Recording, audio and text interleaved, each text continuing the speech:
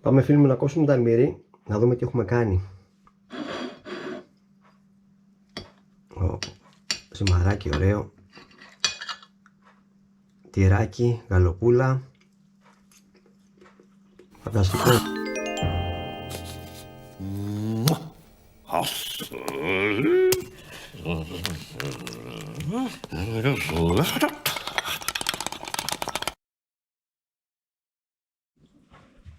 Καλημέρα φίλες και φίλοι του καναλιού. Είναι Κυριακή πρωί και έχουμε έρθει εδώ στην κουζίνα μας παρέα με το συμπέθερο να φτιάξουμε το πρωινό μας. Έχουμε πάρει πολύ ωραία αυγουλάκια, γάλα, λίγο κρέμα γάλακτος, αλεύρι για όλες τις χρήσεις, λαδάκι, ζάχαρη και αλάτι, απλά αλλά πλούσια υλικά και πάμε να φτιάξουμε το πιο ωραίο μείγμα για κρέπες που έχετε φάει ποτέ σας. Πάμε να ξεκινήσουμε. Οι κρέπες είναι μια πανεύκολη συνταγή, όπως είπαμε έχει ωραία και πλούσια υλικά, τα οποία θα τα βάλουμε όλα μαζί σε ένα μπολάκι, θα τα χτυπήσουμε με το σύρμα και το μείγμα μας είναι έτοιμο. Ένα άλλο που πρέπει να κάνουμε οπωσδήποτε και να το ξέρουμε, υπάρχουν ειδικά τηγανάκια τα οποία είναι για κρέπες, αλλιώς μπορείτε σε ένα αντικολλητικό τηγανάκι να κάνετε τη δουλειά σας, αρκεί να είναι αντικολλητικό. Πάμε να ξεκινήσουμε. Πάμε να φτιάξουμε τη συνταγή μας. Μπολάκι με σύρμα και αυτό είναι όλο. Σπάσαμε τα αυγουλάκια μας, τα ρίχνουμε μέσα, το γάλα,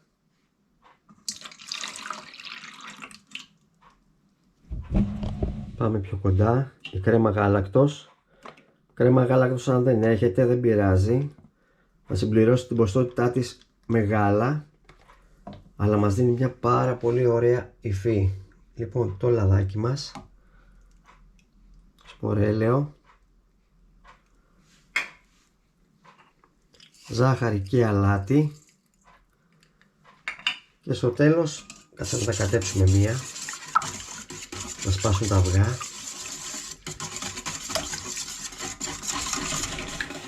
Οκ, είμαστε έτοιμοι.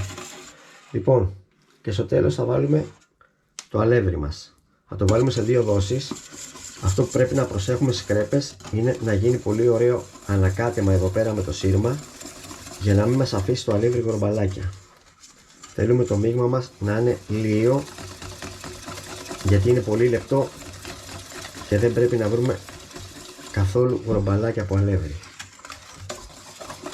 Θα το παιδέψουμε λίγα και εδώ ακόμα. Λοιπόν, η πρώτη δόση πήγε καλά.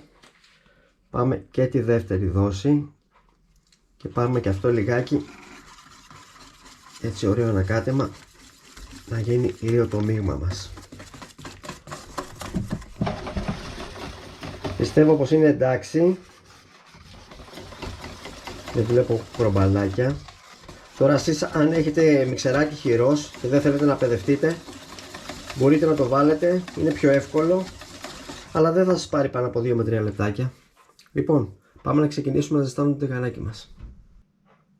Έχουμε μαζέψει όλα τα υλικά μας. Θα ζεστάνουμε όμως πρώτα λίγο το μάτι. Θα το βάλουμε στο δυνατό μέχρι να ζεσταθεί. Όπως είπαμε, τηγανάκι, αν δεν έχετε ειδικό, ένα αντικολλητικό, είμαστε ok. Εδώ έχουμε βάλει τα υλικά μας να φτιάξουμε μία αλμυρί και μία γλυκιά μπισκοτάκι, μπανάνα, πραλίνα και εδώ δίπλα έχουμε ντοματίνια, γαλοπούλα και γκούντα. Λοιπόν, μέχρι να ζεσταθεί το ματάκι, έχουμε βάλει εδώ και το μείγμα στο βαζάκι. Θα το διατηρήσουμε κιόλας μετά, γιατί μπορεί να μην τα χρησιμοποιήσουμε όλο το μείγμα τώρα. Θα το βάλουμε στο ψυγείο μέχρι 3 μέρες, όχι παραπάνω. Λοιπόν, μόλις ζεσταθεί το τηγανάκι, πάμε να ξεκινήσουμε. Πάμε να δούμε τι θα κάνουμε. Έχει κάψει ωραία. Θα βάλουμε μία δόση τώρα ωραία, γύρω στα 100 ml. Εκεί είμαστε.